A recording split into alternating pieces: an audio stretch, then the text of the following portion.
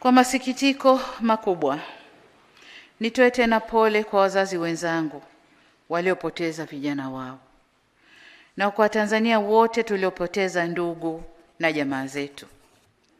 Katika hatua nyingine, ninawashukuru Wizara ya Afya na wadau wengine wa afya zikiwemo hospitali za umma na hospitali binafsi kwa kufanya kazi usiku na mchana, tena katika mazingira magumu ili kuokoa maisha ya waliojeruhiwa. Ndugu wananchi, tangu uhuru na hata baada ya muungano, Jamhuri ya Muungano wa Tanzania iliamua kufuata mfumo wa kidemokrasia. Kwa nyakati tofauti tumekuwa na demokrasia ya chama kimoja au vyama vingi vya siasa. Kuanzia mwaka 1992 tumeamua kufuata siasa za demokrasia ya vyama vingi. Katika mfumo huu tunaendelea kujifunza na kukua katika mwelekeo huo.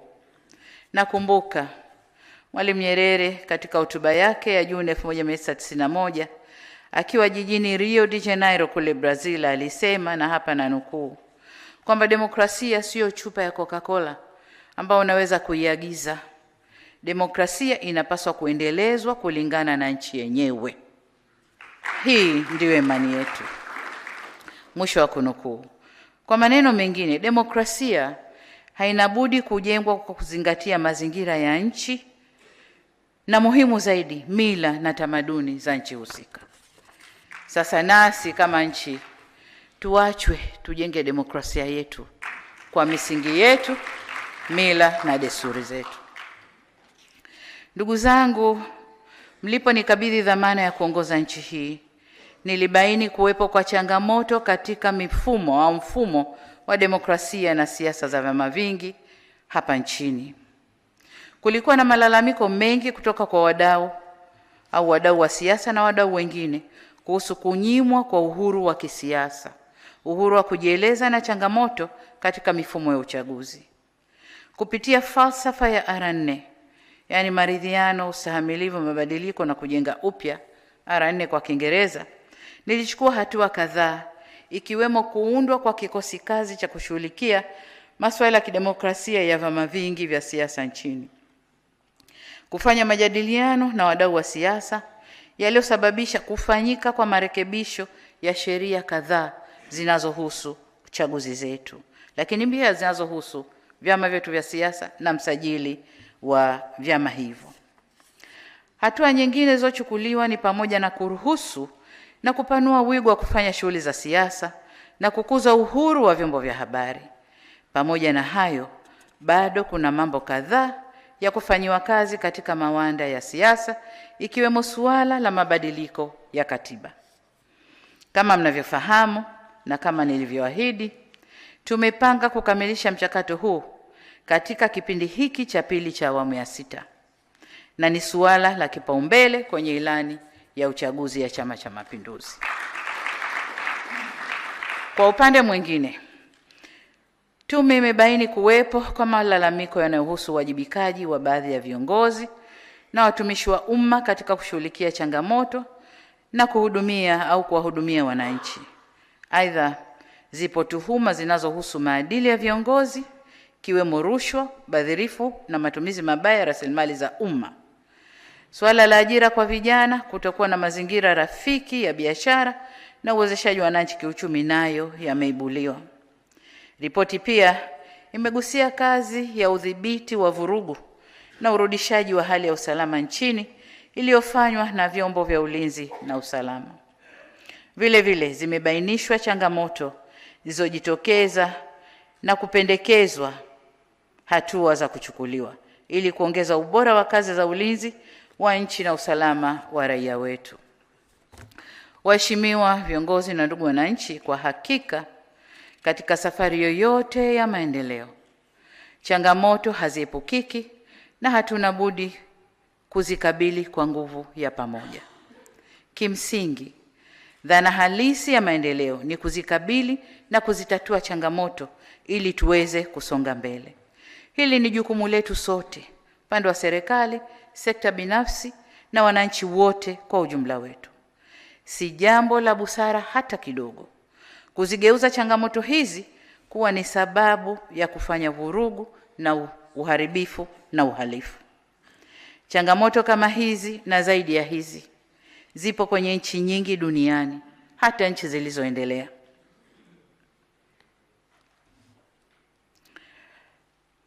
Lakini vile vile changamoto za aina hizi ziko katika nchi zinazotuzunguka, lakini wananchi wao hawajazitumia kama sababu ya kuharibu miundombinu na kudunisha chumi zao au kuzifanya chumi zao kuwa duni. Ni ukweli pia kwamba yaliyotokea Oktoba 2025 hayakuondosha wala kupunguza changamoto zetu. Vurugu zimefanyika, vurugu zile na ghasia zile hazikuondosha changamoto zetu, bali zimeongeza changamoto. Na kama nilivyoeleza hapo awali, kama ghasia zile zisingedhibitiwa, nchi ingepata athari kubwa zaidi na ingetuchukua miaka mingi kuinuka tena. Na wasihi wa Tanzania wenzangu, tutambue kuwa ni rahisi kupoteza amani, lakini si rahisi kuirejesha. Ni rahisi kuibomoa nchi, lakini ni vigumu kuijenga upya. Hapa nataka sote tufahamu kuwa hatima ya Tanzania ipo mikononi mwa Watanzania wenyewe. Nguvu ya ushawishi wa makundi ya nje inasaidia kuvunja amani, kuvuruga usalama na kubomoa nchi. Lakini kurudisha amani na usalama na kuijenga upya nchi yetu hufanyika kwa misaada yenye masharti magumu ya kisiasa, kiuchumi na kibiashara. Kwa hiyo tuwe makini kwamba Watanzania ndio wajenga Tanzania yetu. Tunapoibomoa hatuna mjomba wa kutusaidia. Tutapata mikopo yenye masharti ya kiuchumi na kisiasa ili tuweze kujenga upya. Lakini wakati wa kubomoa tunaweza tukapata msaada kirahisi kabisa. Hivyo basi, mambo haya magumu na hatari tulioyapitia yatupe funzo ili tuendelee kwenye mwelekeo sahihi. Ipo nukuu maarufu ya hayati Nelson Mandela inayosema, "It is in the character of growth that we should learn from both pleasant and unpleasant experiences." Ikimaanisha ili tuweze kukua hatuna budi kujifunza tokana na matukio yanayofurahisha na yasiyofurahisha pia. Nasi tumejifunza kutokana na mapito haya magumu, na tushirikiane ili tuweze kuimarika zaidi. Waheshimiwa viongozi na ndugu wananchi, tumesikia masuala yaliyobainishwa na tume pamoja na mapendekezo kwa muhtasari, lakini mmeshuhudia ripoti niliyokabidhiwa na mavitabu yale yaliyoko pale. Hii ni ripoti ya rais. Aliyeunda tume ni rais, na ripoti yote hii ni ya rais. Kwa hiyo wasitokee watu wengine wakadai ownership ya ripoti hii. Ni ripoti ya rais. Nilisema tume za huko nyuma zilikuwa zinabanwa kimya kimya. Mimi nimeamua tuambizane, lakini ripoti ni mali ya rais. Tumepokea, nataka niwahakikishie tume kwamba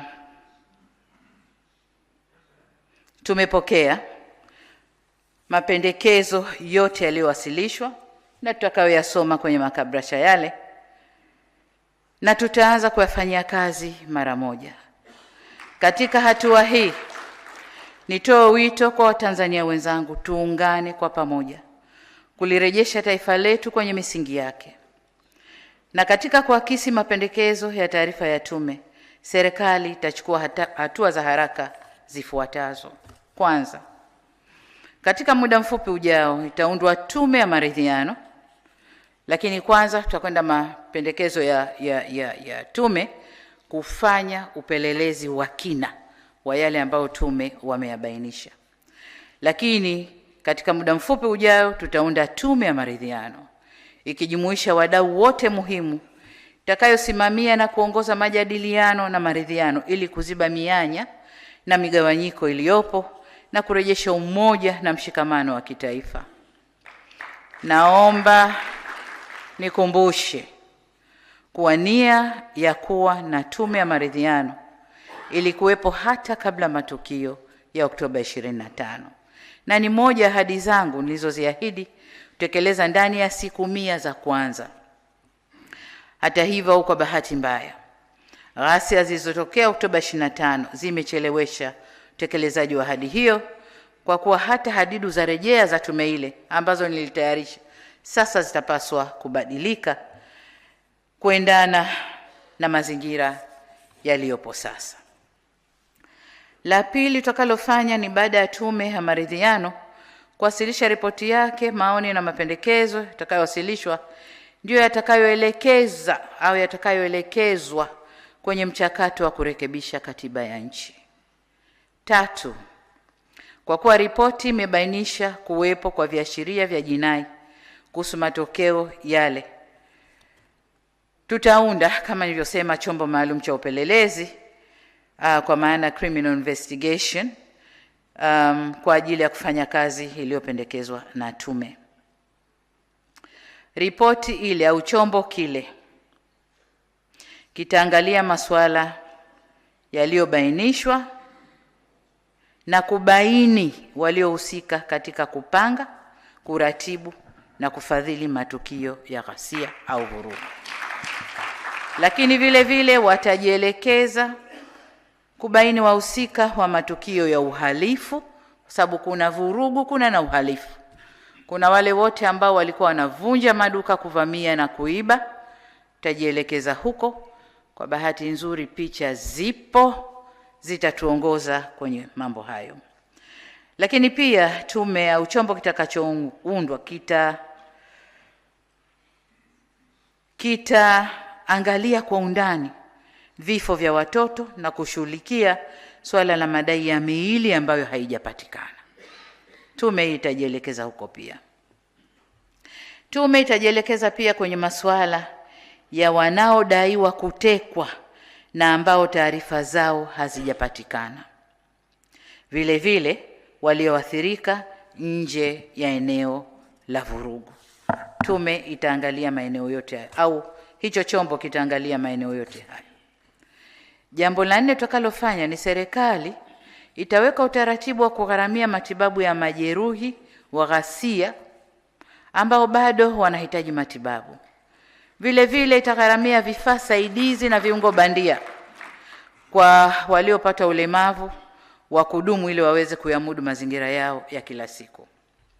Natambua na kama ilivyosemwa hapa kwamba wapo wafanyabiashara ndogo ndogo ambao kwa uwezo wao hawawezi kuingia bima kubwa za kuweza kuwalipa. Basi nao tutaangalia hasara walioipata na kuangalia faraja tutakayoweza kuwafariji.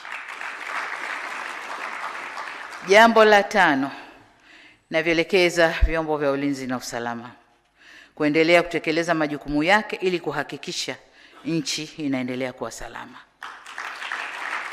Jambo la 6, ghasia zile za Oktoba 25 zimegharimu maisha ya Watanzania wenzetu, raia na askari. Vifo hivyo vimetuumiza sana.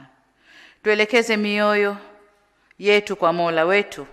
Tuendelee kuombea ndugu zetu waliotangulia mbele za haki. Aidha tuliombee taifa letu ili Mwenyezi Mungu aendelee kuliponya na kuliimarisha. Tusimame na maneno ya Mwenyezi Mungu katika kitabu cha 2 cha Mambo ya Nyakati sura ya 7 mstari wa 14 ambayo yanasema, ikiwa watu wangu walioitwa kwa jina langu watajinyenyekesha na kuniomba na kunitafuta uso na kuziacha njia zao mbaya, basi nitasikia toka mbinguni na kuwasamehe dhambi zao na kuiponya nchi yao. Tusimamie hapa. Vile vile maneno ya Mwenyezi Mungu katika Qur'an tukufu sura Al-Araf aya ya 7 mstari wa 13 yanasema, Mola wetu, tumejidhulumu nafsi zetu na usipotusamehe na kuturehemu hakika tutakuwa miongoni mwa waliopata hasara. Sasa tusiwe, hasara ilishatokea, tusiendelee kuwa miongoni mwa waliopata hasara. Naomba sana tusimamie maneno ya vitabu vyetu vitukufu. Niwaombe sana viongozi wa dini wa madhehebu yote nchini, msimame kwenye nafasi yenu ya kuliponya taifa letu. Waheshimiwa viongozi na Watanzania wenzangu, wakati nikielekea kuhitimisha, nataka nikiri kwamba mimi binafsi sikutarajia kadhia hii ingetokea kwenye nchi yetu kipindi hiki ni kuwa kiongozi mkuu wa nchi. Jambo hili limenitwisha mzigo mzito mabegani kwangu. Lakini nataka niwahakikishie kwa kadri Mwenyezi Mungu atakavyoniongoza na atakavyonijalia, nitaubeba mzigo huu kwa ujasiri, kujiamini na tahadhari kubwa.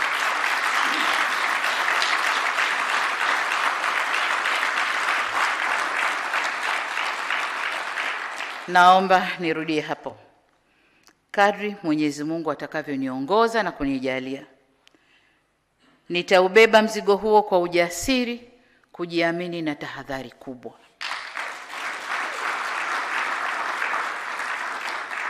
Kwa mara nyingine tena nihakikishie tume kwamba serikali imepokea taarifa hii na mapendekezo yake, na kwa pamoja sisi na nyinyi wanatume tutakwenda kuyafanyia kazi.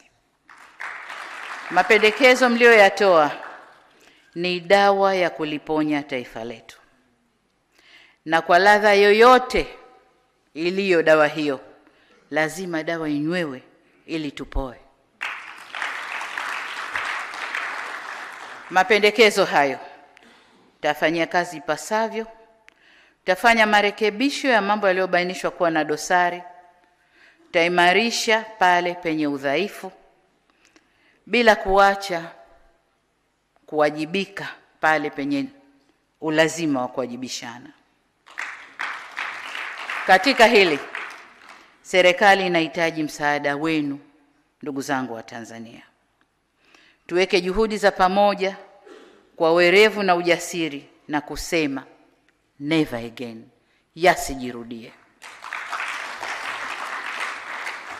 Ndugu wananchi, wakati nafuatilia uwasilishaji wa ripoti hii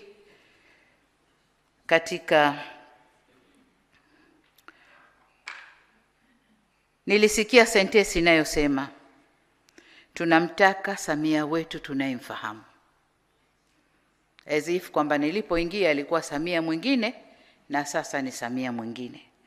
Nataka niwahakikishie wa Tanzania, mimi ni Samia yule yule wa 4R. Ni yule yule wa 4R. Ninachoomba ni ushirikiano wenu katika kutekeleza hizo R4. Wanasema kidole kimoja hakivunji chao, au it takes two to tango. Kwa hiyo mkimtegemea Samia peke yake afanye, hayaendi. Lakini mkinipa ushirikiano mkubwa, ndugu zangu, tutafika tunakoelekea. Niwaombe tuungane sote kuamua hatma ya mustakabali mwema wa nchi yetu kwa manufaa ya kizazi hiki na vizazi vijavyo. Ninawasihi wa Tanzania, tusikubali kurubuniwa kuharibu nchi yetu. Tusikubali kuchochewa, iwe na wanasiasa, wanaharakati, wahalifu au watu wenye chuki na wenye maslahi binafsi, kwa njia yoyote ile kuvuruga tunu ya amani yetu. Tusimame imara na kwa umoja tulijenge taifa la Jamhuri ya Muungano wa Tanzania. Tanzania ndipo kwetu. Hatuna pengine katu, hatuna pengine. Kwa tukijenga nchi yetu tutakaa kwa raha. Tukivuruga nchi yetu taendelea kukaa jinsi tunavyokwenda. Tutakuwa na matatizo yasiyoisha.